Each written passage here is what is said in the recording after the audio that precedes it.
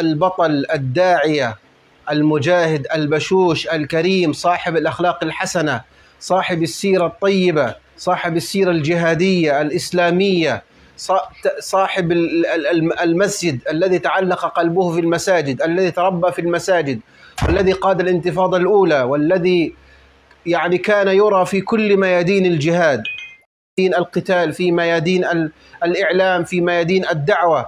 أخونا أبو حسام الشريف رحمه الله رحمة واسعة، بعد ليلة طيبة في عبادة كان قضاها في مسجد العودة، قام الليل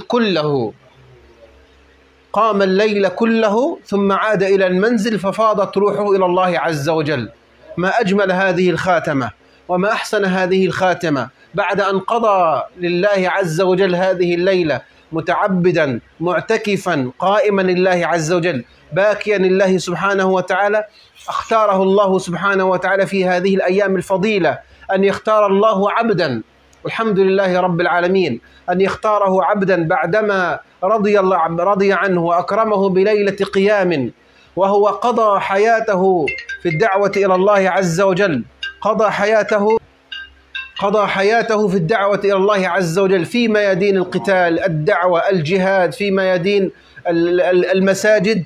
فاللهم يا رب العالمين، نحن في هذا المجلس المبارك، مجلس التفسير القرآن الكريم، ندعو لأخينا أبي حسام إياد الشريف، اللهم أبدله دارا خيرا من داره وأهلا خيرا من أهله، اللهم وسع مدخله، اللهم أكرم نزله، اللهم أكرم نزله، اللهم أكرم نزله، اللهم تقبله يا رب العالمين، اللهم احتسبه من الشهداء الأبرار يا رب العالمين، في مقعد صدق عند مليك مقتدر يا رب العالمين.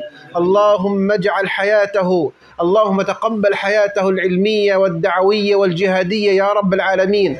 اللهم ارحم عبدك الفقير الداعية المجاهد إياد الشريف أبا حسام يا رب العالمين. اللهم اكتبه في الخالدين، اللهم اكتبه في المجاهدين، اللهم اكتبه من المقبولين يا رب العالمين. اللهم أكرمه بكرمك يا رب العالمين.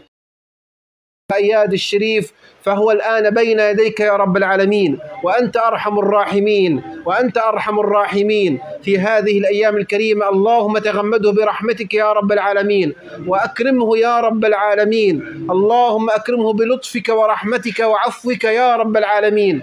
آمين آمين والحمد